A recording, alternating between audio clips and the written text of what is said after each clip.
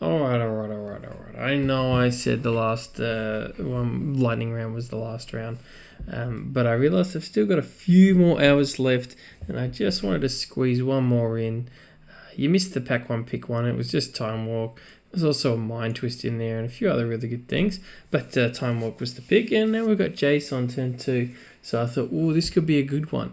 And I also thought when I first started playing in these leagues on Modo, and you see, the time ticking down, and it says finish. You've only got 2 weeks left to finish your league, and it sort of stresses you out. Now there's only 4 hours left, and I'm playing, and so my logic, the point I'm trying to make is that I get the feeling that maybe beginners get a bit stressed out by the time constraint, because for them, playing a league is like a very involved, long process. But me, I'll just snap off like 4 in a night, and it's no big deal. So I know, I'm confident, I guess is the point, that I can finish this in 4 hours. So more experienced players are probably going to be trying to see how high they can get. So, these people are at 61. This is the top table: 61, 60, 58, 56. I think these top 10 players are going to be trying to vie to see what their record can be at the end. I think there's going to be a high caliber of players in these last games, is my hope.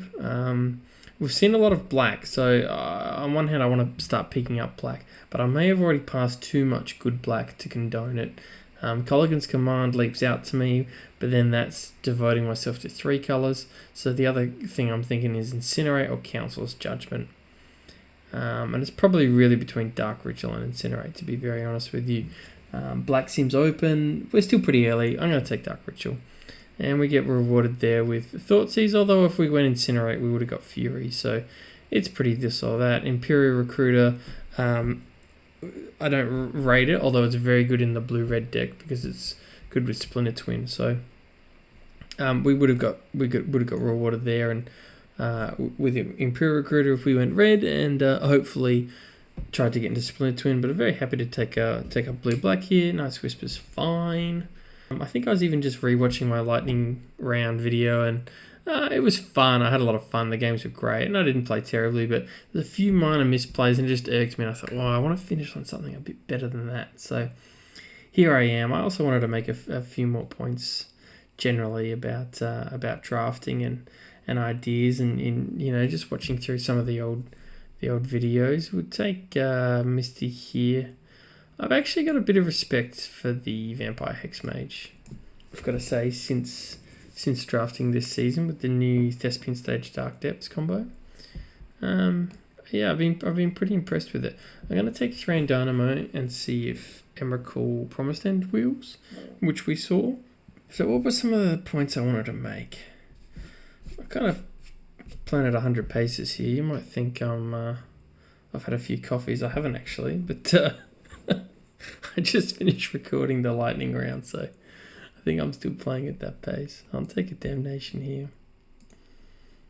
I responded to another comment about Wrath of God, and I sort of was down on Wrath of God as a main boardable card in a white-based deck, but I think a blue-black deck has a little bit less creatures than even a white-blue control deck, so there's a good chance I'll play Damnation main board. In fact, I probably will, unless I pick up Toxic Deluge. The point I really wanted to make more generally about drafting, I guess some advice, or maybe it's just for me specifically how I work through. It's probably a better way to look at it, because there's so many different ways minds work and ways people approach the game, and it's effective for them, and this is just what's effective for me. But I think the way I do it is I set a goal, and then I try to figure out how close I can cut corners while still achieving my goal.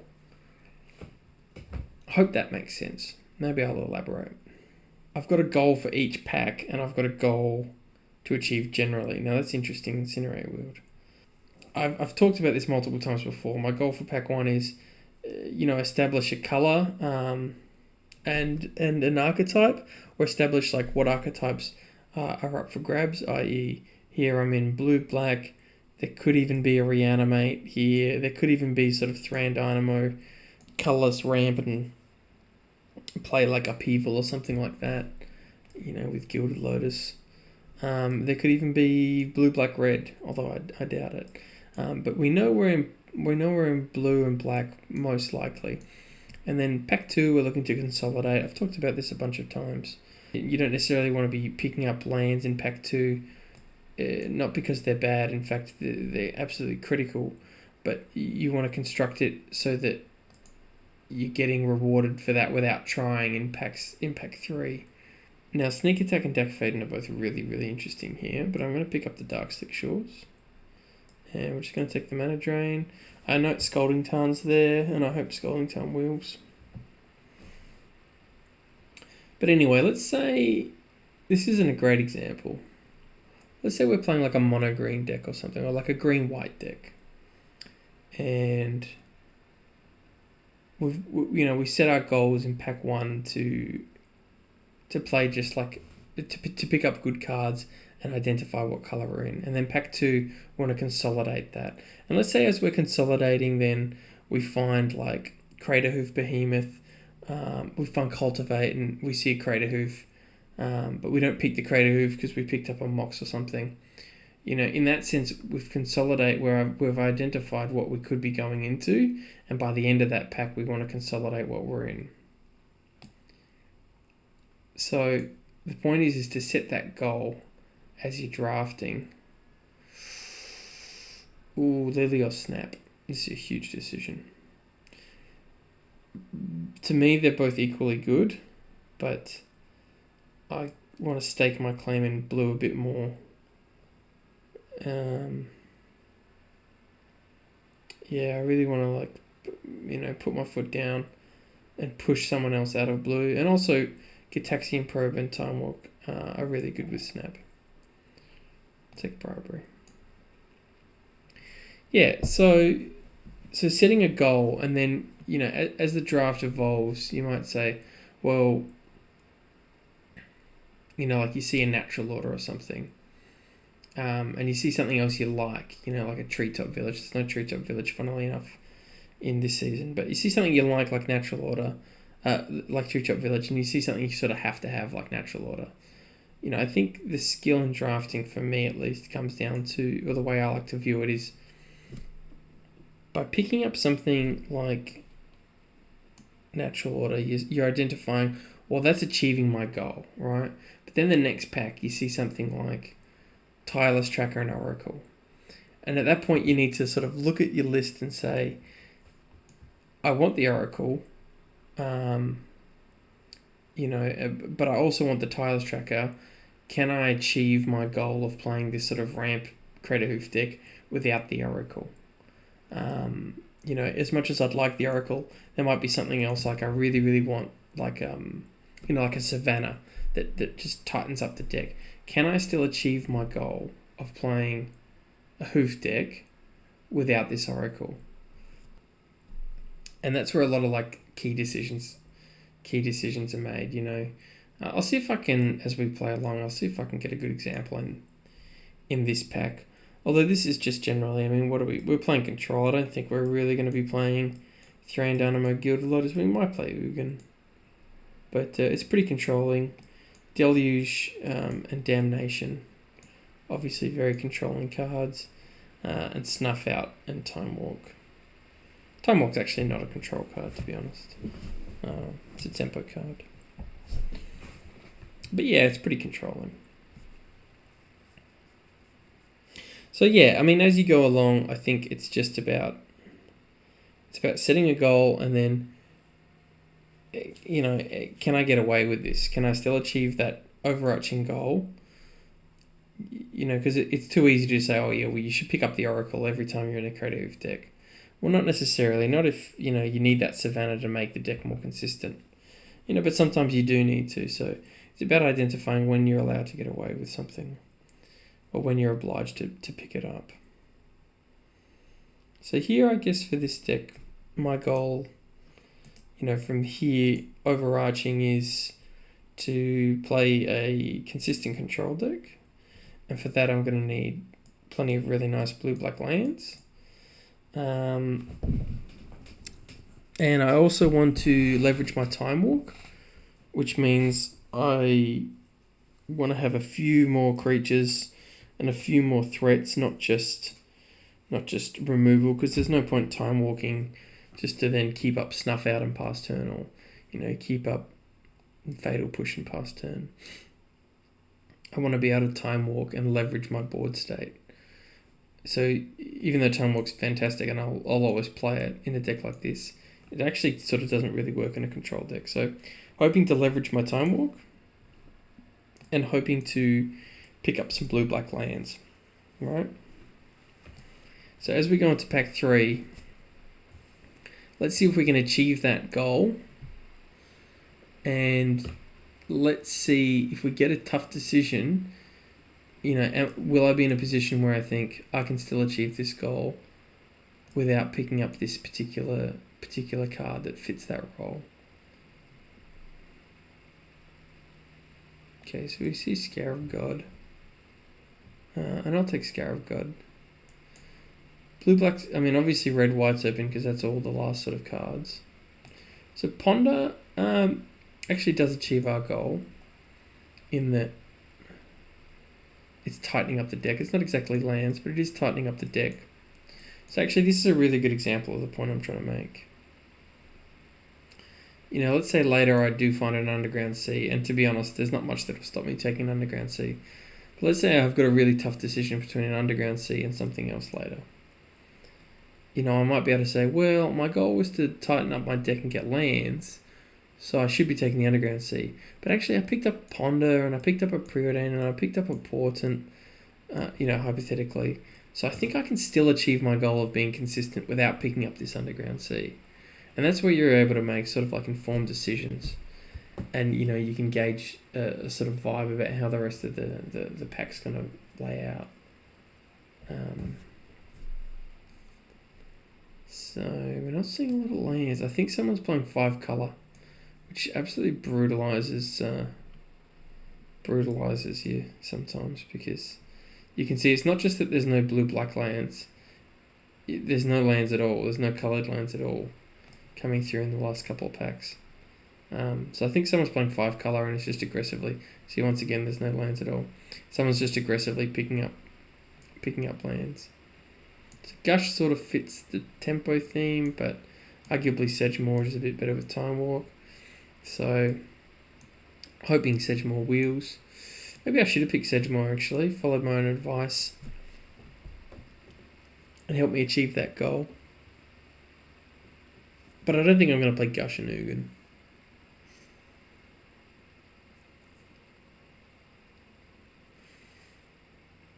I might actually watch this back and see how many opportunities I had to pick up blue-black lands. It really doesn't feel like I had a lot.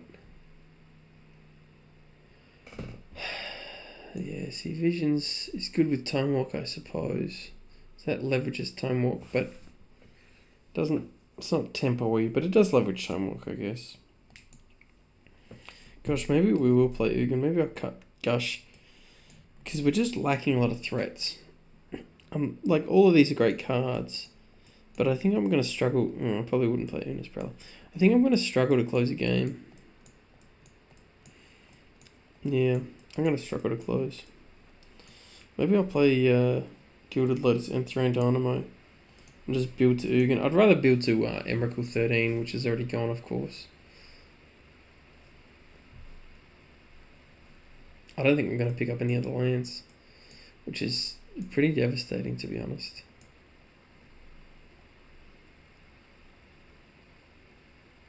I was really hoping to get rewarded there in pack 3, with a couple of blue-black lands, and we picked up that Misty, and I don't think we're leveraging Time Walk. Phantom is actually decent in this deck because we got both Time Walk and Ugin, and Bribery as well as a nice target.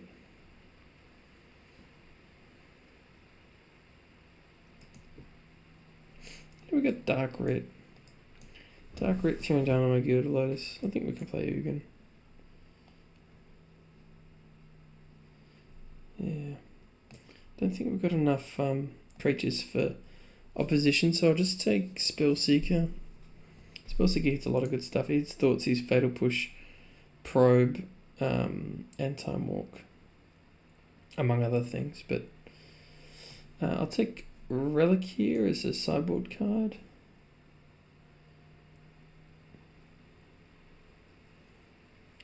Ophiomancer there is a creature, but I don't think it really leverages Time Walk, because Ophiomancer is a slow defensive spell. Not a sort of punchy aggressive one. And Seraph Temptation, yeah, it's fine.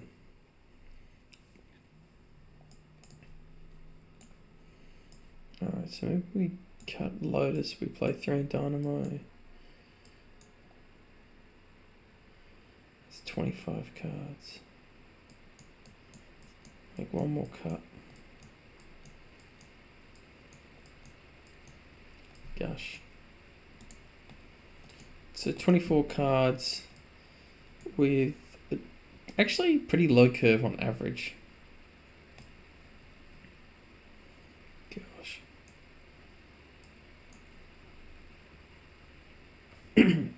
But obviously we're going to grind a lot.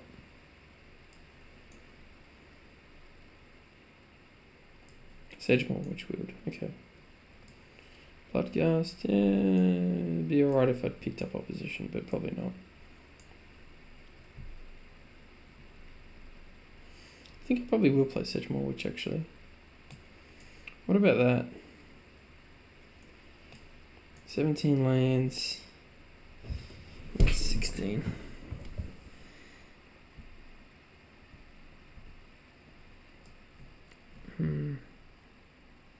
Fam Tutor is good.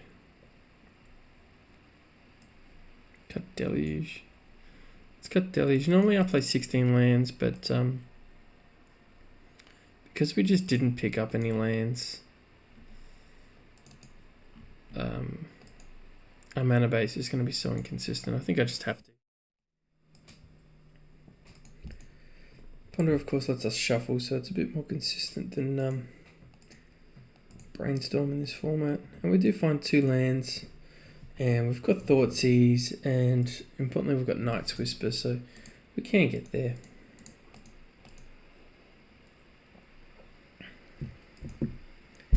And I think I am going to Thoughtseize. Just see what we're playing against. This is really nice because Thoughtseize does a few things, right? I mean, right off the bat, it's not a great card in the sense that it's costing me 1 mana. We're trading 1 card for 1, but it costs me 1 mana to do, and it costs them 0 mana. But here's what it does do for us. It gives us information, which lets us plan our turns more informatively, and it lets us ruin our opponent's curve. So I'm not just taking the best spell here. I'm just going to ruin my opponent's curve. And sometimes opponents will keep a hand. Sometimes Magic players will keep a hand based on its ability to curve. It's not the most powerful. It doesn't have any sideboard cards. You know, it doesn't have anything like it doesn't have its combo piece. But it just curves well, and that's reason enough to keep it. So Thoughtseize can disrupt that. Now, of course, it can mess with an opponent's combo. And you look here, we stopped their turn 2 and we switched off Guy's Cradle. So now, unfortunately, we are missing our land drop, which is pretty brutal.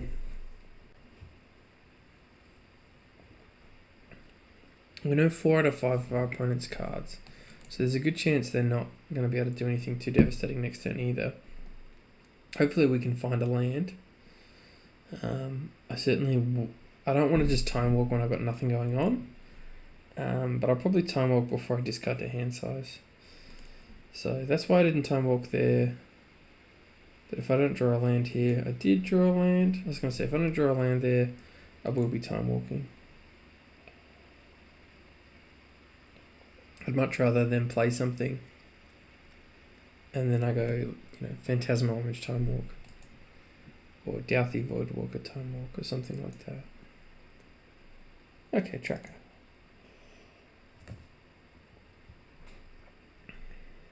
You can see just a little bit of patience with the time walk. I mean, we didn't have a great start as far as Ponder Thoughtseize was good, but I was hoping to hit a land off the Night's Whisper, you know. Between Night's Whisper and Ponder, I think it was a very good keep. Not a very good keep, but a solid keep. But we got there. We got there with a little bit of patience. So I'm gonna crack Clue to trigger Revolt, because I do want to get rid of their tireless tracker for a couple of reasons. One, they're already just stifled, and I want to push my tempo advantage with that time walk, and two, because they've got Cradle. So, yeah. And three, it's a value generating creature, so get it before it generates too much value.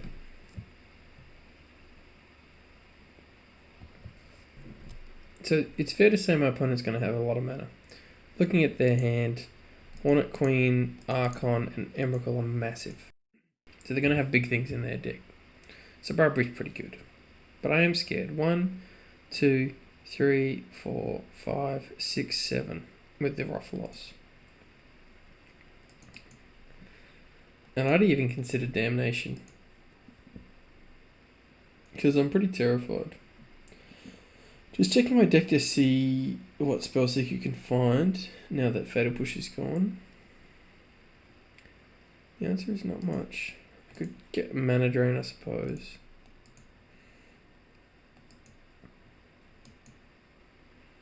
But I don't want to just hold up Mana Drain for my whole life.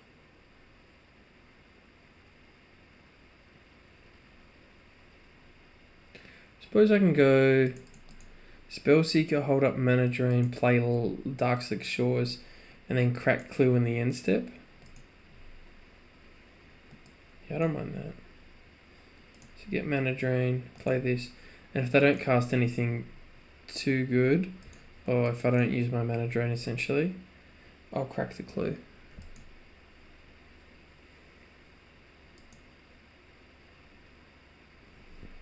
Sure. This is why I'm still using my mana up. They've still got 7 mana because, of course, Cradle, they tap to this, but Cradle now taps for an extra mana. So that hasn't changed. Makes our Damnation slightly better, not much, since we played Spellseeker. And there's a good chance they'll just play something that we can Damnation conveniently, and we won't have to drain. I will drain this.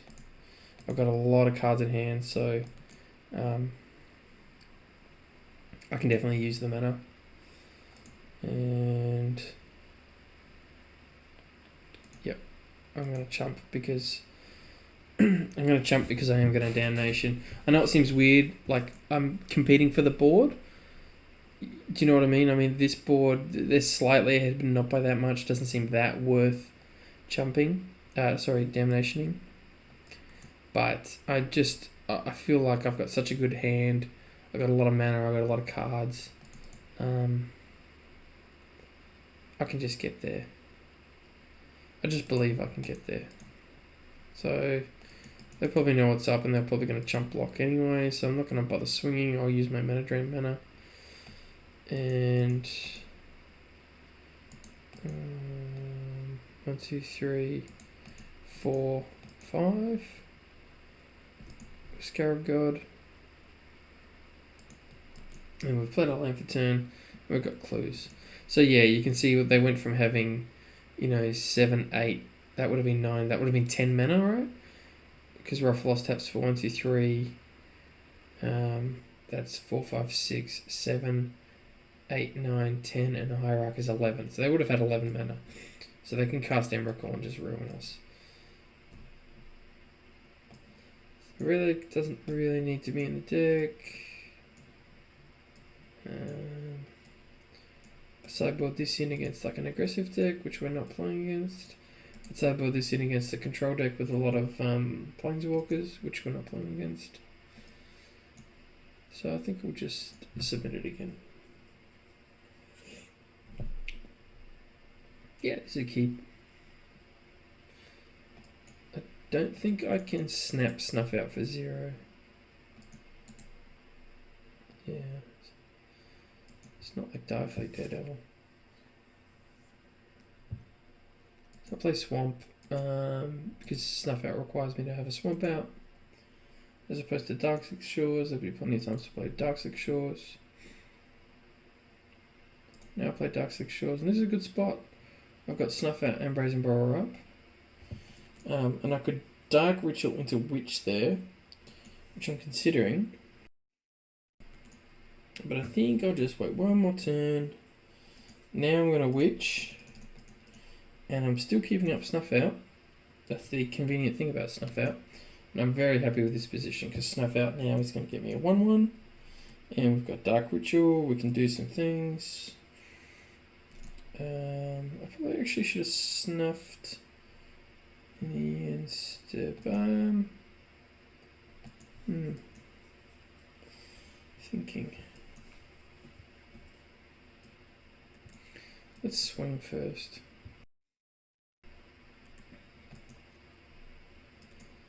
Yeah, let's swing.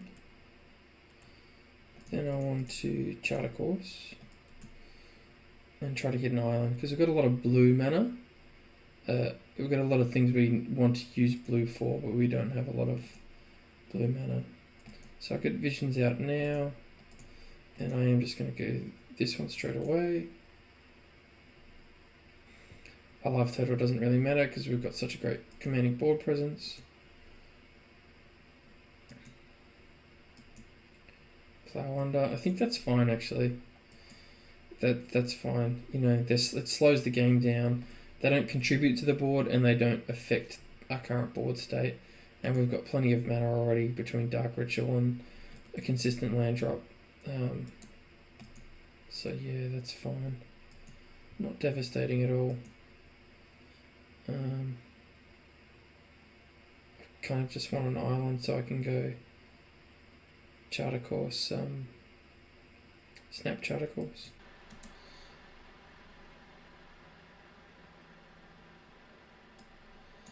They'll probably pick instant, I assume.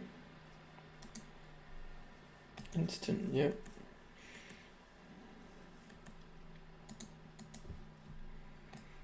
Okay. So we get Shores. So I messed that up. I should have got Shores last turn. Should have because I think I get to choose the order. Do I get to choose the order or them? Oh, maybe they do. Not 100%. I can't remember anymore. But if it was my choice, obviously I messed that up. I just can't cast instants. Is that it? Yeah. Because obviously I want to go snap charter course there to get another 1-1 and a 2-1 out and draw 2 cards. And we can actually like race pretty well, to be honest with you. Maybe I should have Dark Ritualed in response to the Archon. You know, just to... Flying Vigilance. Oh, it's got Vigilance. Yuck. That's really bad because that messes up my menace. Oh, now I'm regretting not having Dark Ritual. Not regretting, but wishing I had Dark Ritual.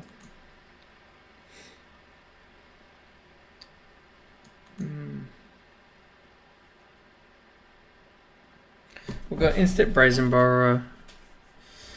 Okay, that's pretty bad. So now I think we just lose, but my game plan is basically try to build to Ugin.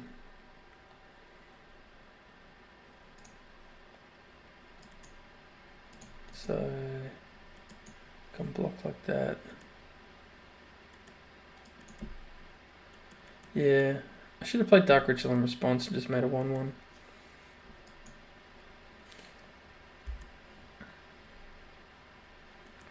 Don't think we're winning. It's a shame. We had a really good start. Really thought we were going to get there. And as I said, I didn't think the Highlander was that devastating.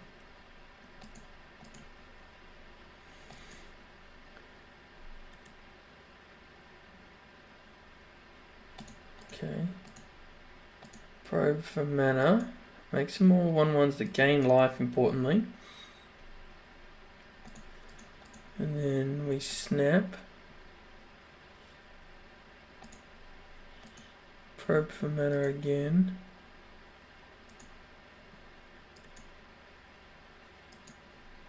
So the deranged hermit also just totally gummed up the board, obviously. So I think there was a chance where I could go wide and alpha strike my opponent, but that's probably not happening.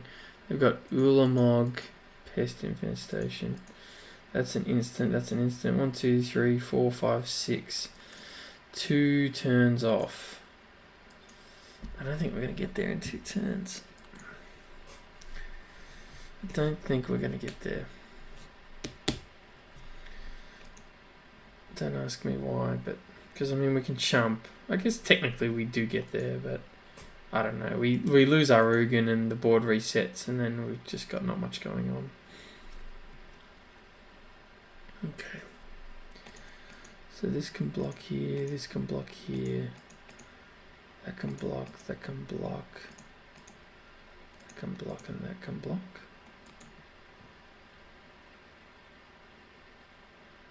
We gain some life. Oh, it's got trample, yuck. That's yuck. Maybe I should have double blocked some screws to kill them. Well, this is huge. Not only does it give us a chance to win this game back, but also, since we're going to lose anyway, we might as well just get a good look at their deck. This is a little tip for young players. Just going to use the snipping tool. It doesn't take very long at all. And now I get to just have that up permanently. So I could get Cogler here. Cogler can fight the Archon and kill it, which is pretty strong. Hornet Queen, make a whole bunch of chump blockers. Pretty strong as well.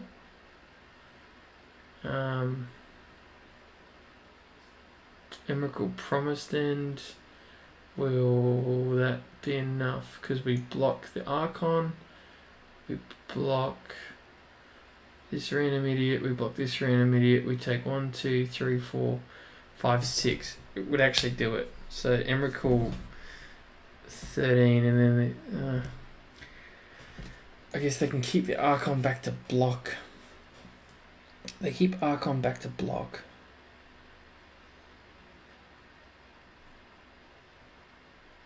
Some good choices here. I like Cogler, I like Hornet Queen, and I like Emrakul. So Emrakul 13, if they swing, we win the game. Assuming they can't cast anything else. 5, 6, 7, 8. Yeah. So we actually just win the game if they swing. So they can't swing. And then we attack for 13. They have to block with this. They go to 2.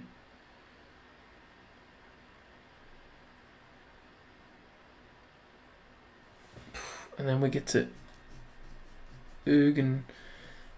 Then we get to Ugin and Fatal Push, which is the game. But that relies on us going to exactly 1 life. Because we block this with Emrakul, we chump, and we take 1, 2, 3, 4, 5, 6. We take 6, and we're on 7. So if they can do 1 more damage, we're boned. I got a Sylvan Library, so there's a good chance they can find a good draw. What's my alternative? How many things does Hornet Queen give us? Gives us 4 1/1s and the creature itself. So it gives us 5 Death Touch blockers. Which feels like enough Death Touch blockers, right? Trotsky will keep swinging, so eventually they'll cut us down. But we will get to Ugin by then.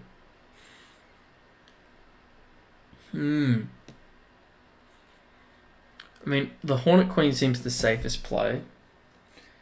I don't think it's Cogler. It's between Hornet Queen and Emrakul. Sorry. The Hornet Queen seems safe, and the idea is just to stall until we Ugin. And the Emrakul just wins the game.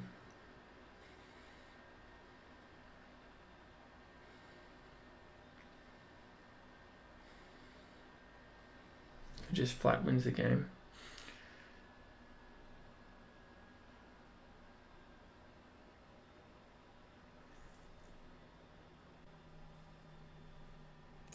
Let's do it. That's Emrakul. We're going for it. It's risky. It's risky, but I'm going for it.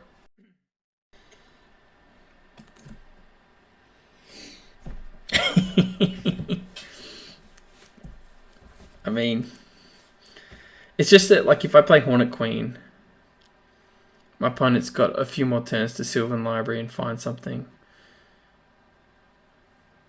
I guess they've only got one more turn, right? I go Hornet Queen.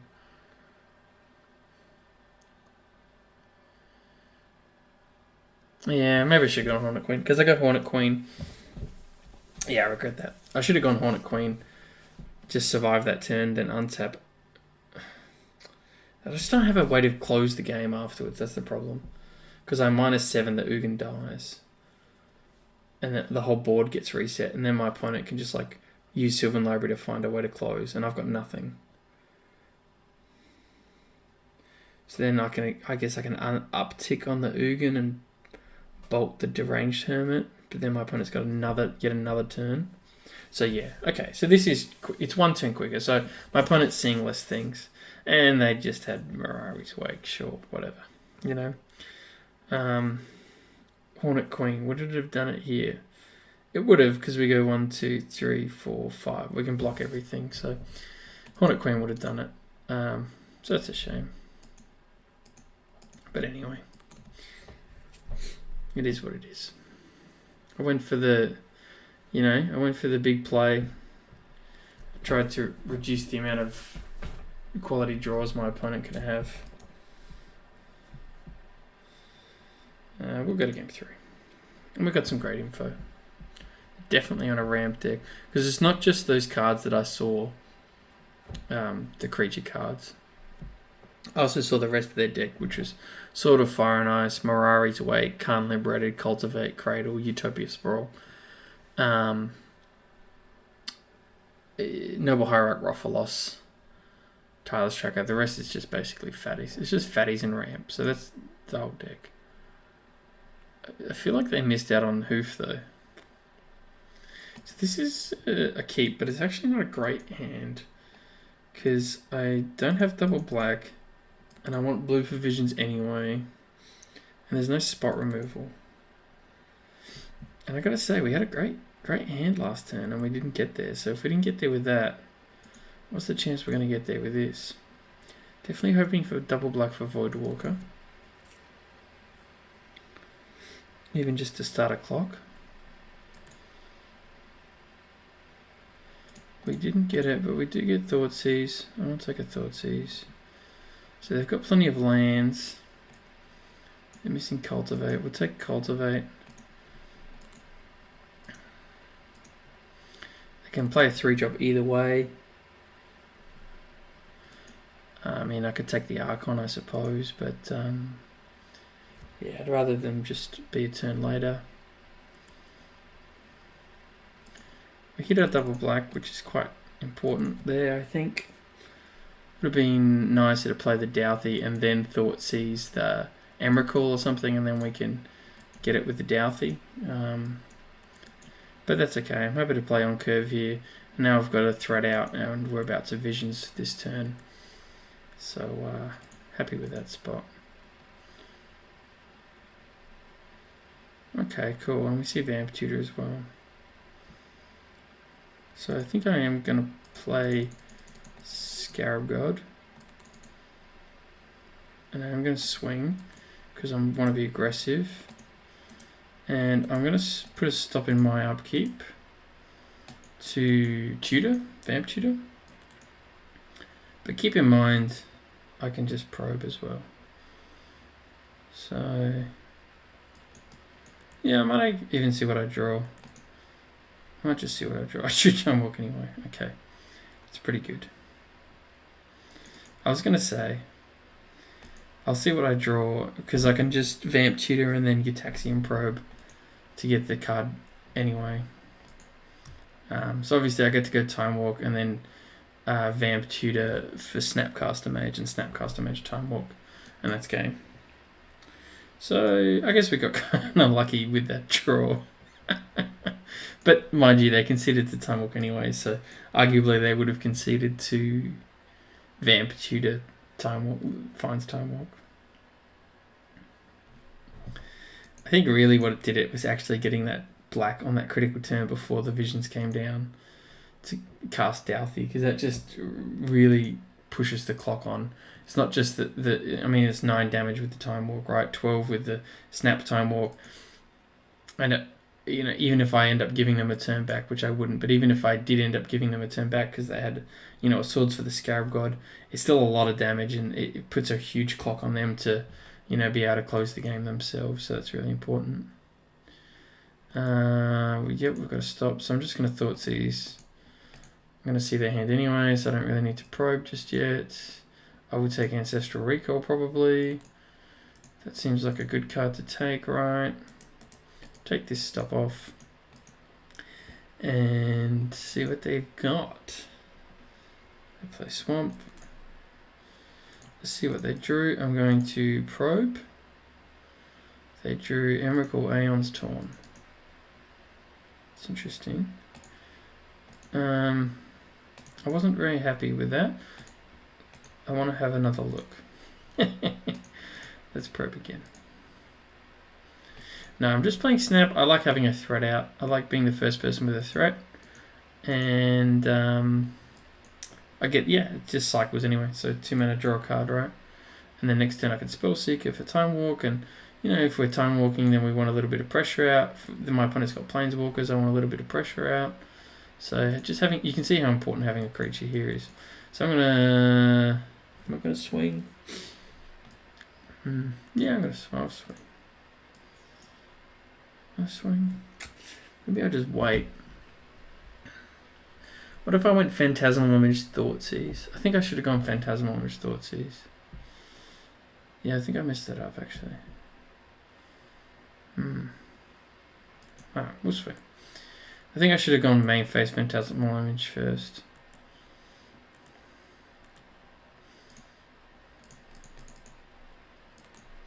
Do a Spell Seeker.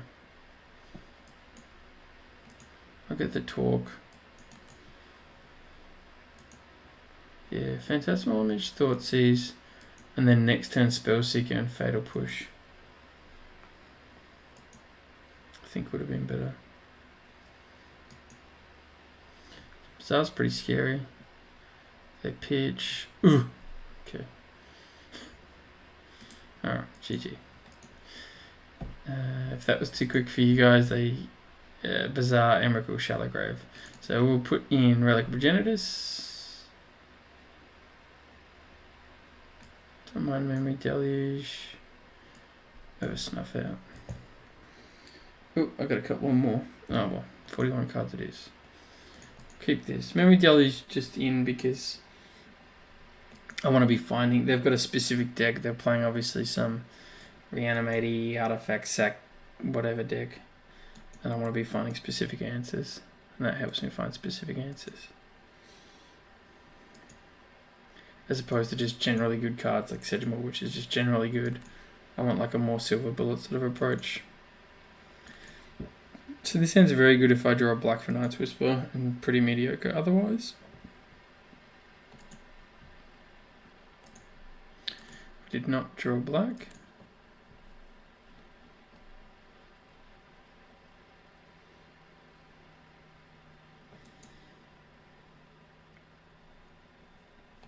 I don't want to be casting the Night's Whisper too late because there's a good chance we're going to be casting Deluge on turn 4.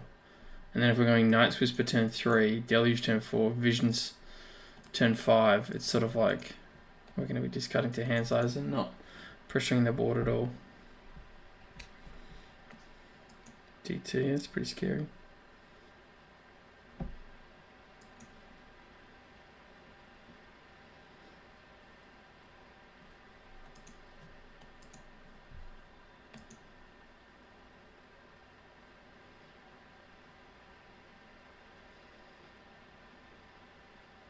Especially when your opponent emeralds your last turn. Hopefully we can scare them into us having Cryptic Command or something. I'm not going to play Night's Whisper, just going to fake... I guess we get Night's Whisper and try to draw Mana Drain or something there. I'm happy to just play Memory Deluge anyway. And fake a Cryptic Command. They probably just DT'd for Acor. Or maybe for Island to play Acor. Imperial Seal, okay.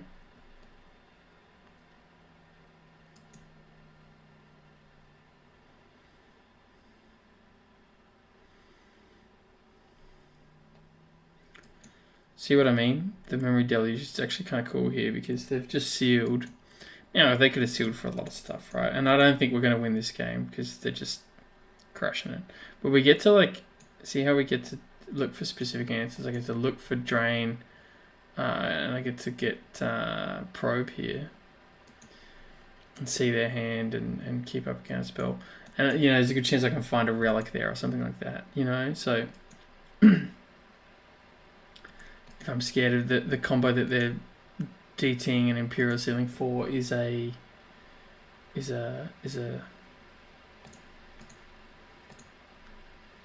animation combo, reanimation combo, then I can relic it. So they've got the DAC and they've got Exhume and they've got Shallow Grave and Ulamog. So they've actually got all the pieces to get the job done there.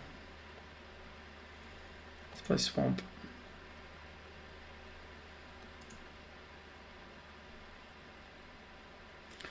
One turn off going Time Walk and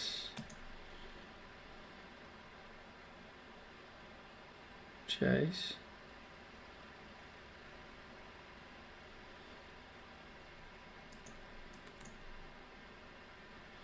So just keep up Relic and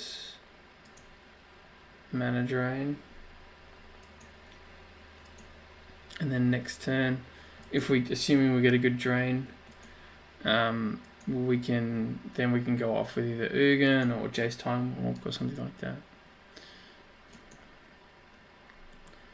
So they're not doing anything. This will just hit you. Swamp. So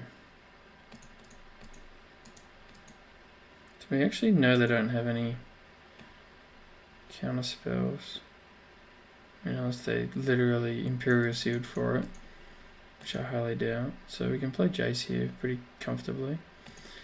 Maybe I should have Jaced and just Fate Sealed them, but they had the combo in their hand anyway, so whatever. Yep, we've played a land for turn. I should have reliced them, that was a mistake. We've still got Mana Drain up here. I'm going to brainstorm again. Always be brainstorming. That's the rules, always be brainstorming. Now keep in mind Shallow Grave's an instant, so it's kind of scary.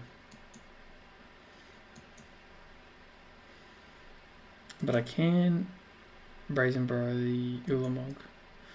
Okay, so here we go, draw two.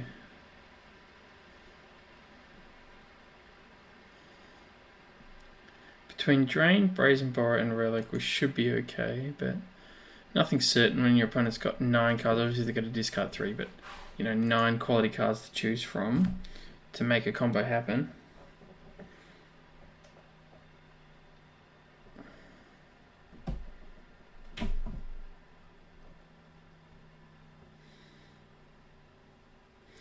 The only problem I'm thinking is we're a bit stifled on how to find a threat. Now, arguably Jace is a threat in that we're getting value over time, but unlike a traditional control deck, which has, you know, a playset of Mana Leaks and, you know, maybe a Renown and a playset of Snaps, we can't consistently just push our opponent out of this game with counter spells.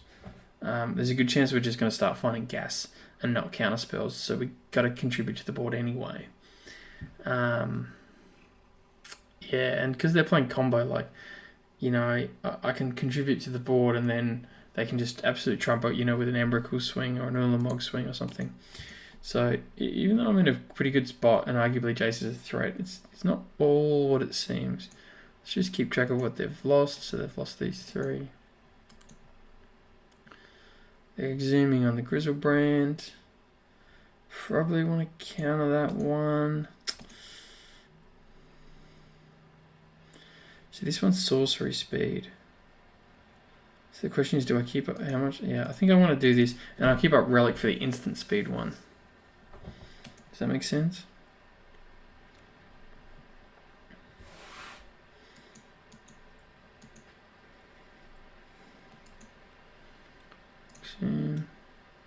We weren't getting anything back anyway.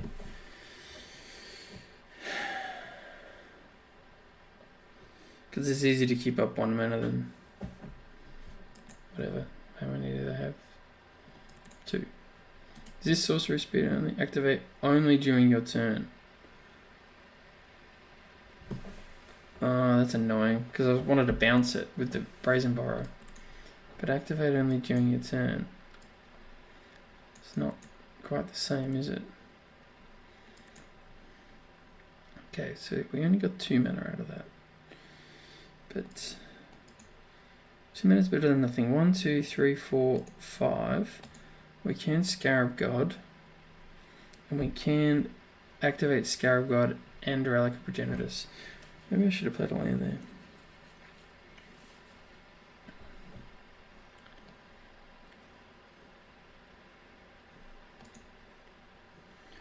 So, you know, I can end a turn Scarab God or something, and then they get a Shallow Grave in response, and I blow it, or other way around. Jace. These lands can go away. It's pretty nice. We've got Snap Drain Relic.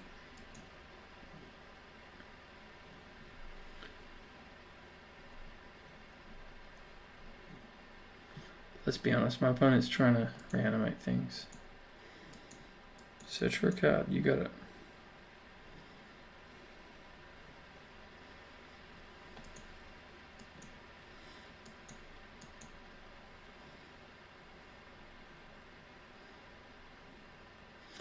I could snap Time Walk there, but my opponent can Shallow Grave in response, and then my 1 mana will force me to blow Relic. And then that will hit my Time Walk anyway. So I would lose the Time Walk, and then I'd untap, and my opponent might be out. We know they've got Shallow Grave and... we know they've got Ulamog in hand, so it's a good chance my opponent would be able to Bazaar and find another reanimate spell. It's just not as safe, and we don't get the value out of the snap anyway, so that's why I didn't snap Time Walk. Opponent just in the tank there for a fair bit, and then finally elected to pass. I think I'm going to go for it. I think I'm going to go for the Grizzlebrand. Let them Shallow Grave and then Relic. And I mean, they can Necromancy, instant speed Necromancy, or Mannequin, makeshift Mannequin. But other than that, there really isn't that much for them. I mean, even those, I mean, what does that do? Draws them 7 life, pays them 7, pays 7 life, draw 7 cards. You know, I just don't know how good it is. Maybe I should have done it in second main. You know, and say you can have it. Hell, I could do it now. I could say you can have it. Draw 7 cards. Go down to 11 left in deck. And then just unsummon it. Just unsummon it. What do you think about that? Until end of turn. What do you guys think about that? Am I crazy right now? Am I actually insane? I think I'm going to do it. I am crazy boy. Crazy boy. You guys are thinking, nah, this guy's gone wrong. He's gone wrong. There's something off with him. He's gone wrong.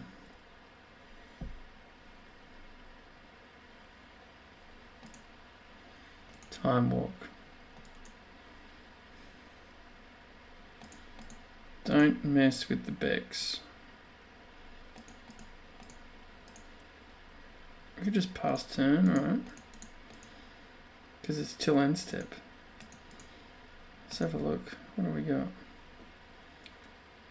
Arguably I should brainstorm first, but I'm genuinely curious what I've got here. Doubthy Voidwalker sort of switches them off completely. Phantasmal Image. I like Phantasmal Image.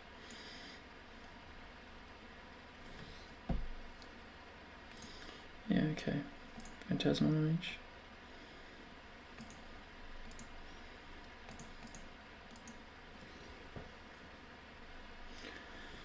I would like a Grizzlebrand, please. You all thought I was crazy. You all thought I was nuts. But look at me now. Look at me now.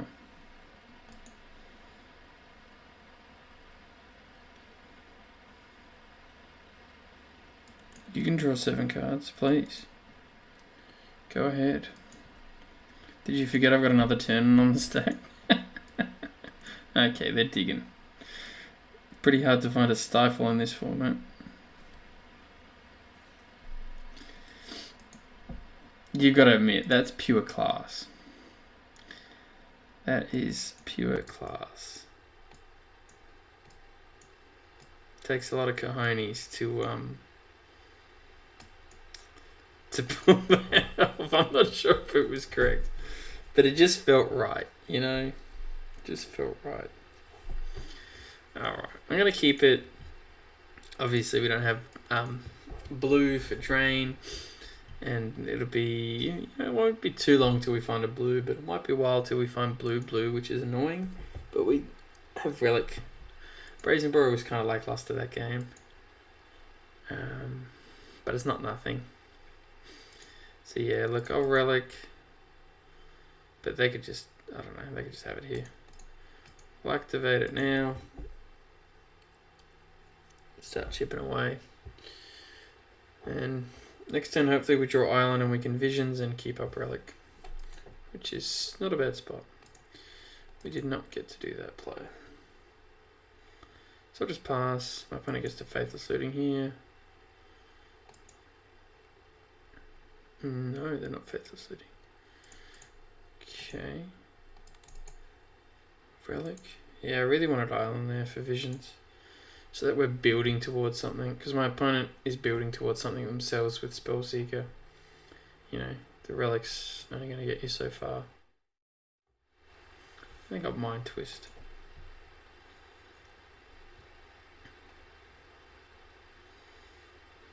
A little more reason to Visions. Let's Visions, Exile, and let them Mind Twist for 3.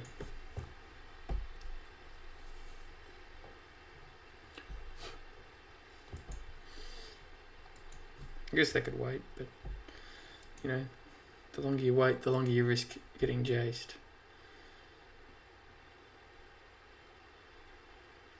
So twist for 3. We lose Drain. I'm actually happy about Drain. Drain seems really good, and it is, but okay, whatever. I was going to say, but we don't have an island, so what does it matter? But we do hit our second island there. I'd much rather Drain here over Brazen Borrow, but I'm happy with Bribery. The more I think about it, the more I think actually those are the worst cards to hit, because I would have loved to have gone Jace there.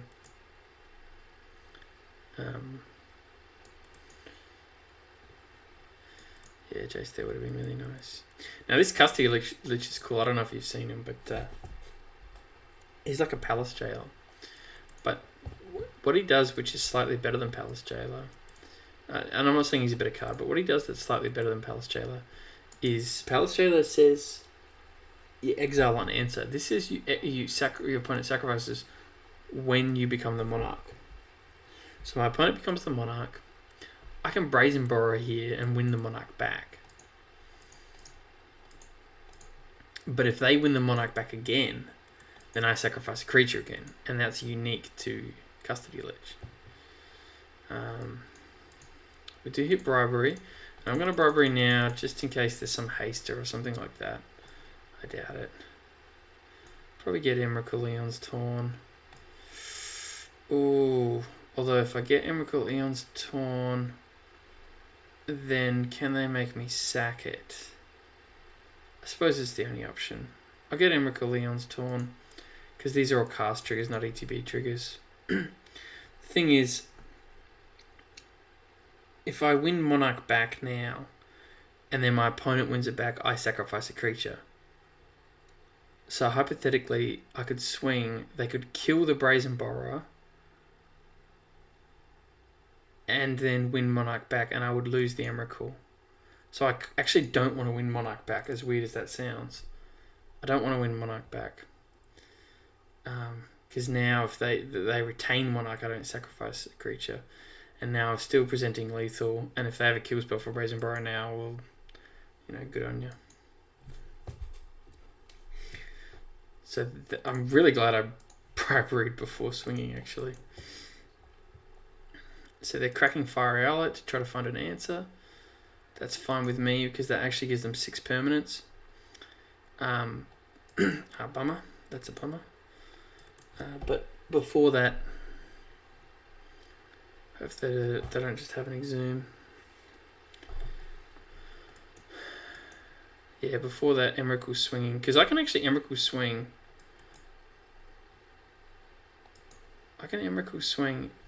They're expecting it. So I can Emrakul swing. They can sacrifice 6 permanents. Keep Custody Lich. Swing me back. Win Monarch back. And I sacrifice a creature.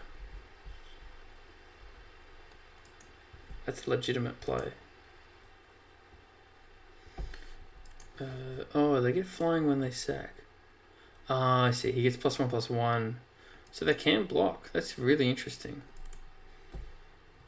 Really interesting. This is really fascinating. I think this might come down to a scenario where I take them down to 1 life and they sacrifice 6 permanents. And then they kind of start stabilizing after winning Monarch back. And we sacrifice the Emrakul. I think this could actually happen. This is a really interesting game. I'm enjoying this either way. They get another draw off Monarch.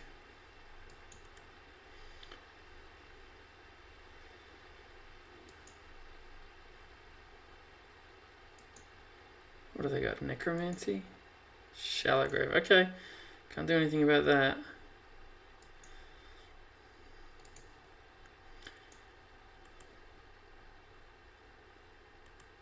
I mean, there was no mistake there. They could always just Shallow Grave and a Relic in response and they still exile the same thing, so it didn't really matter. Visions comes off next turn. So this is really fascinating. This is truly fascinating. So I swing. They sacrifice 4 lands, Everflowing Chalice and Spellseeker. They discard a card, chump block with Putrid Imp. I guess they don't even have to chump block. They could just go to 1. In fact, yeah. No, they just sacrifice those things. Go to 1 life. I win Monarch. They win Monarch back. Swing 11 at me, maybe 12. Swing 11 at me. I sacrifice a creature. Massacre Worm does 2 damage, 12, 13. And they've got the board. They've got no lands, but they've got the board. I don't think I can swing.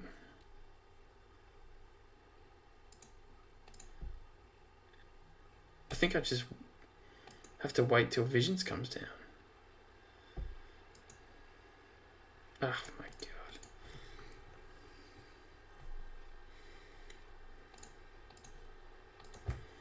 That's rough. So I game. Yuck. So I think I wasn't actually going to swing there based on that math. And then I wait for visions and I go 1, 2, 3 and draw for turn. And that does it. I can swing Emrakul. I can Phantasmal Image the Massacre Worm and hit their creatures for the rest of the damage. So if I waited, I think I get there. And I don't think they've got an answer for Emrakul, since they were digging so hard before. So we would have got there. But that was a sick game. I really enjoyed that one. I mean, as I said, either way, win or lose, that was fun. Really interesting, specific scenario, and you could get got by that. You got to know how Custody Lich works to get out of that one. Alrighty, welcome to match 3. Really exciting round, and as I said, the last match of the season. This is a keep only because we've got Ponder. I looked at it and I was like, that's a shame. Mana Drain and Dark Ritual in the opening hand, and Phantasmal Image. Shame I can't keep it. And then I saw... I think I messed that up. Bummer. Won't make any difference actually. I drew both.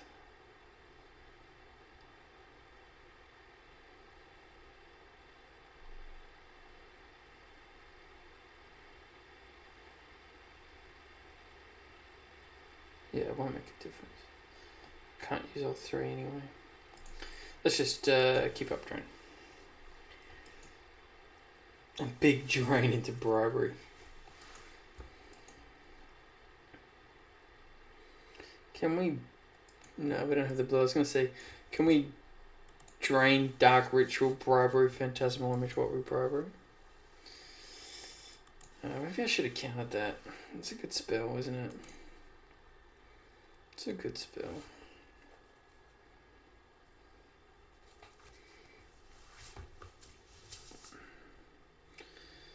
Problem with briberies, Flicker Wisp is a scary card. So what, 1, 2, 3, 4, 5.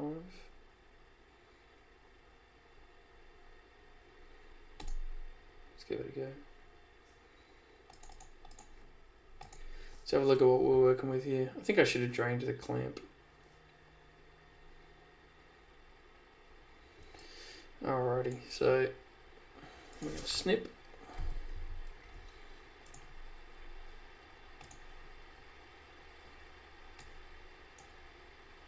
We're going to bring it over here. And then we're going to have a look. So does Ephemerate target creature you control? So they can't do that. They can Caracas their own thing back potentially. So I'm hesitant not to get something too strong. That's legendary. We get Hero Bladehold and just throw down Sun Titan.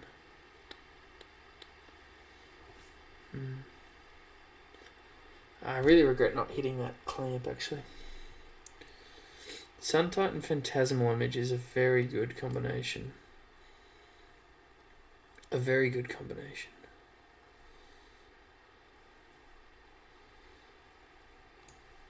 I'm going to take Skyclave. You guys are going to think I'm nuts. You're going to think I'm nuts. But we're doing it. Here's the thing. They're playing a tempo-y deck. Mid-rangey tempo. It's a good chance I'm going to want to Skyclave something else. Like GT. And if I hit a land, I can go Phantasmal Image, Skyclave, hit GT, and keep up drain. We still get to do it, but this time we don't get to keep up drain.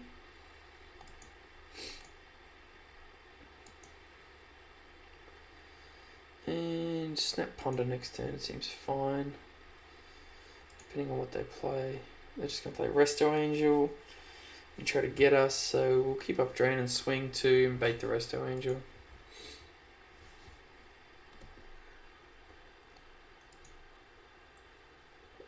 Or they're playing just crack Clue. But why wouldn't you crack Clue in the main phase to try to find gas there? This is screaming Resto Angel to me.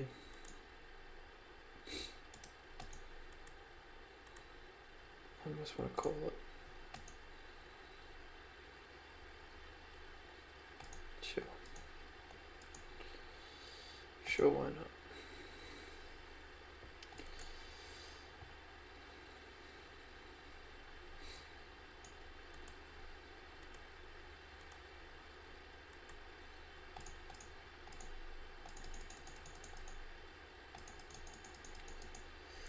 It's a beautiful thing. It's a really beautiful thing. Oh yeah, Parallax Wave, that's sick. That is so sick. Oh, I'm just happy about that. I mean, I was thinking there's just not much they can really do. You know, because these decks don't really play sweepers, right? But that is so sick. I'm really happy about that. I don't know why. I'm just happy about it. So we can snap drain. I'm happy to encourage some Parallax Waves here. They can Parallax Wave this one, make it 2-2 and block the other one. It's fine. Yeah, they're not going to do that. So we're just winning this race anyway. I could snap Ponder there. And I think snap Ponder there is fine to guarantee the snap because I want to press this advantage. But going up to 5 mana, just a little bit safer to play snap drain. And safer is more time consuming, and more time consuming is better with Parallax Wave. So I think we could press the advantage and swing, 6 here. But just because we've got that Parallax Wave ticking down, I'm happy to just play a bit more patient. And yeah, that one's just always going to be good. It's a lifelinker. I mean, forget about its ability. It's a lifelinker, so it's just a great card. Saving up that Damnation, though we could cast it, but saving up that Damnation. I'm going to Relic since we saw Lurrus. We didn't see anything. Oh, we see Sun Titan as well. So Lurrus, Sun Titan. Hero's Downfall is actually probably playable. I think I want to cut Bribery. They're playing Vryn Wingmare. And Caracas and Manatithe. And Banishing Light. It's just not a good deck to Bribery. Bribery is always going to be good, but it's about like when do you get the most out of your cards? Bribery is probably, like on average, Bribery is like slightly better than most of the 5-drops in this format, only just. But in this particular deck, it's slightly worse, so I want to cut it. Damnation Snuff out of good. Happy to have Sedgemoor Witch. Douthie actually might get cut. It's black. Yeah, let's cut Douthie. Keep Ugin for sweeps. And that's a keep. So what you'll notice while I've been playing these matches is how patient I've been with Time Walk. And sometimes you get got because they thought it's easy Time Walk and you just look like an idiot. But I've been pretty rewarded for being patient with Time Walk. And as soon as I see Vamp Tutor, my first thought is, oh, Time Walk. But I don't really need to just play that. I mean, I can Vamp Tutor straight away, I guess. But, I'm using my spells, I'm casting my mana. Vamp Tutor is arguably less mana efficient than what you would otherwise be doing. So I might just... yeah, I like this. I like all of these things. Let's go like this. That's a really nice Ponder. So we get Thoughtseize. We get to use some mana this turn. We get to delay the Vamp Tutor. And delaying it's better because then we get to Time Walk and then Snap and actually have a bit of presence. We see Mana Drain as well. So 1, 2, 3. So I just want to cut out a 3-drop. Although Skyclave Apparition's not that scary. Elspeth Sun's Champion's kind of scary.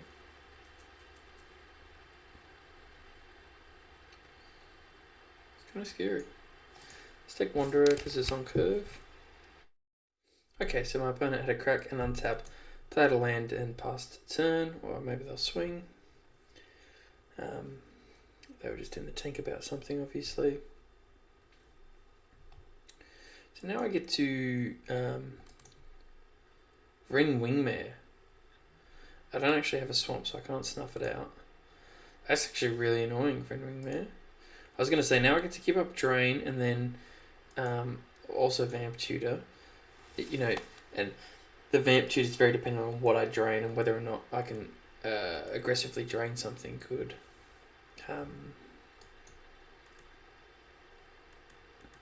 Yeah. Okay, this is interesting now. I think I actually just want to swamp. Gotta hit my land drops.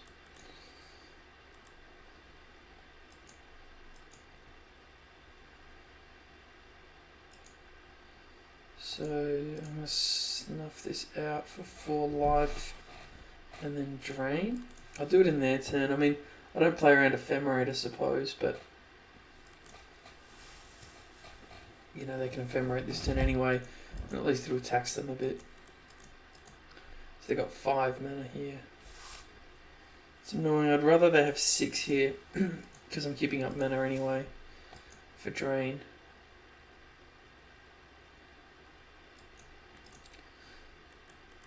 But yeah, I mean, I can go snap Vamp Tutor for Time Walk, I suppose. Which seems pretty good when Visions is coming off. I think I want to just let that resolve. But it is a Visions turn. This is so brutal. I hate this. I'm just mana draining a 2/2 when my opponent's got about to go into their turn 6 and they got 2/6 drops. I'll tell you what, it feels real brutal. But I mean, look, it's just such a key turn. I think I want the mana for it. So what? 1, 2, 3.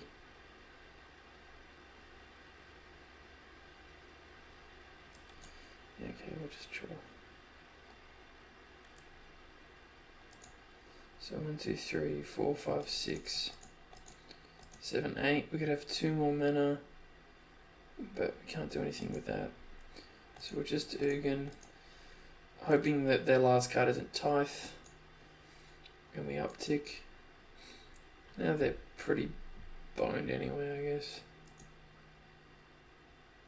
Yeah, it felt pretty off to mana drain that Skyclave, but it's just such a crucial turn. With my Visions coming down, that, you know, and I was thinking about snap Vamp Tutoring for Time Walk or something like that, depending on what I draw off the Visions. That yeah, I just wanted the mana more than anything else. And a 2/2's scary when you've got 6 life. It is. Okay. So I've still got my turn set up for extra turns. So I can go like snap Vamp Tutor here. I think I will. Snap Vamp Tutor, get Time Walk.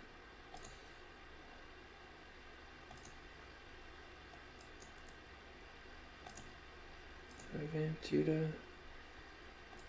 And there's Time Walk. And we Time Walk. And this can neg 6, I guess. Yeah, this can neg 6. Or can we just plus and then minus 10? Gain 7 life, draw 7 cards, put 7 permanents into battlefield. It seems pretty good. Seems pretty good. Let's plus. Worst case scenario, we just plus again.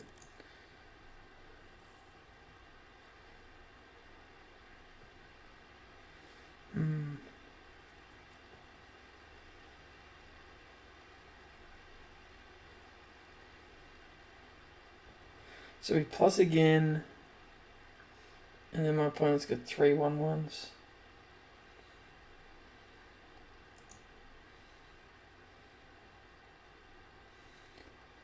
I mean, 7 permanents, that's a lot.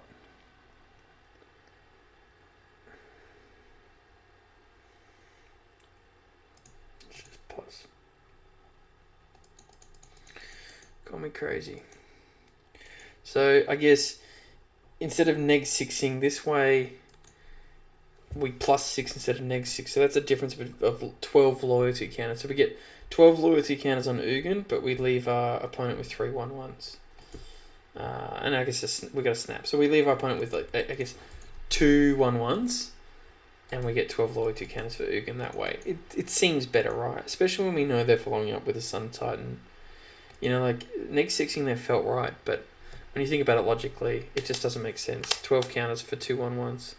I'll take 12 loyalty counters, thanks. Yeah, and now we're going to follow up here with Sunny T anyway, so I want to be able to neg 6.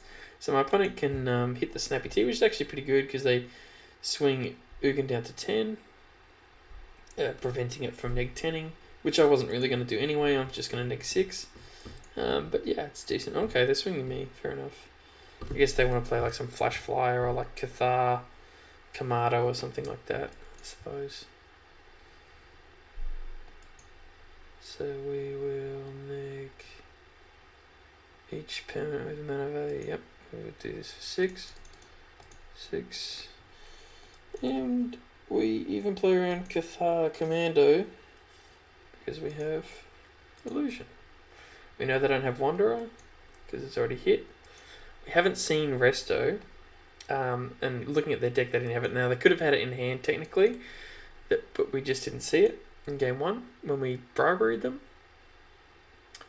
But otherwise, they don't really have anything they can do in the end step, like flashing in sort of thing. They can banishing like this, you can actually, it's pretty strong. Unfortunately for them,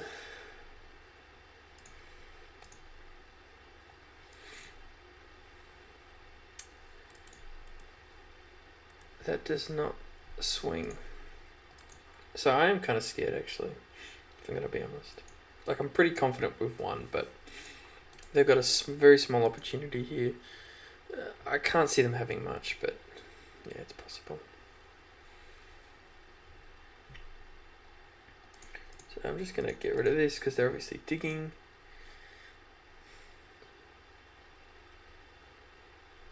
Hopefully I can draw a bit of gas as well. But yeah, I think I'll pretty much just be neg 10ing Ugin no matter what, just for the life. Now that we've got rid of their big gas spells. I mean, that's the top of their curve, right? Gonna get rid of this annoying. Not gonna be casting that. Not gonna be bolting the Wall of Omen since it's not doing anything. Just gonna be passing 2. Alrighty, we got there.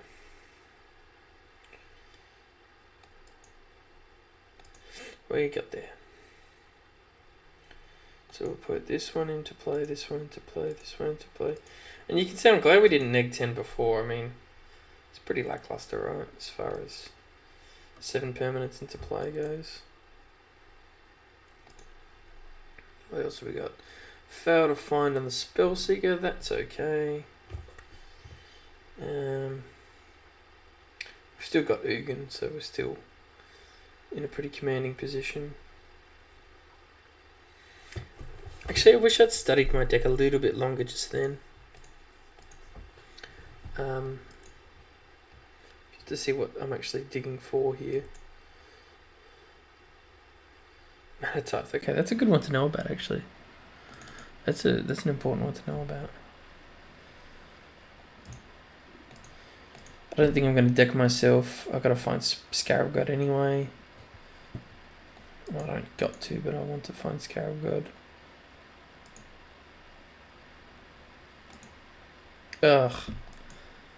That was an accident. I definitely wanted to hit this Edgemore Witch. Whatever. Let's Whisper. Still got a Parallax Wave. Yeah, I wanted a Sedgemore Witch and then get a whole bunch of stuff. Charter Course. I guess I could deck myself, but I highly doubt it. I think I'll be killing them before I deck myself. Yeah, obviously I didn't want a 0-4. I wanted another Menace attacker just to start bashing him for 6 a turn.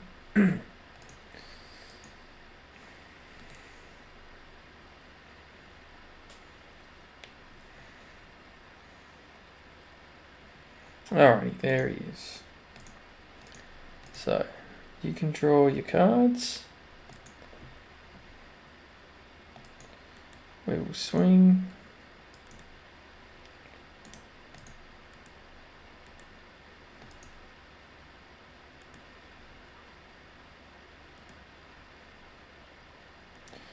Do I just play around a sweeper or something? Yeah, Scabrard plays around sweepers in his sleep. Try saying that 3 times fast. Sweepers in his sleep, sweepers in his sleep, sweepers in his sleep. Okay, they're whiffing. They're whiffing. Parallax wave, okay. Sure. 1, 2, 3, 4, 5. They can't survive. They can hit everything, but we swing with everything except 2 pests. And then we swing for 2 and uptick with Ugin. But they put in a good showing, that's for sure. I mean, I guess they could have something else here, but you know, between Hero's Downfall, I just don't think it's possible. I'm really annoyed at that wall of omens. I mean, obviously, if that was a Sedgemoor Witch, we would have got a whole bunch of more tokens and just lethal them there. Anyway, it's game anyway, so.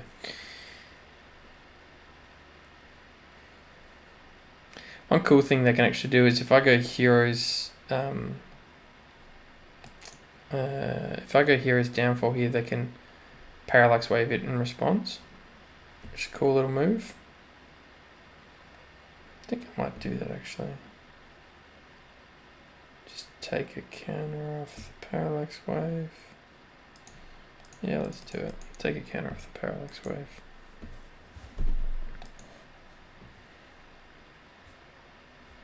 And we get another 1/1. No. Certainly should have Scarab got the Hero Blade Hold, but I was just expecting them to Parallax Wave it. And go Parallax Wave on a bunch of tokens. Because you can see they're hitting the tokens here anyway. But it doesn't matter. I mean, their only card is Matter Tithe, so they're just messing around at this point.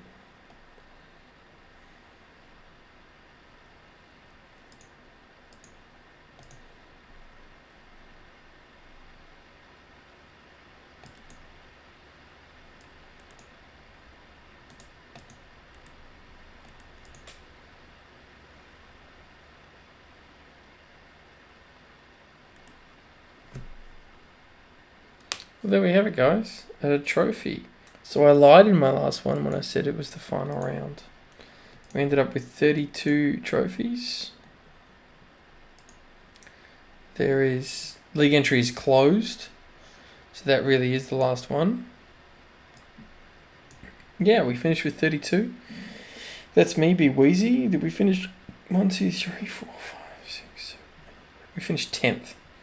10th with 32 trophies. Very happy with that. And that was some really, really fun matches. So thanks heaps for joining me on the very last one. And we'll see you next time.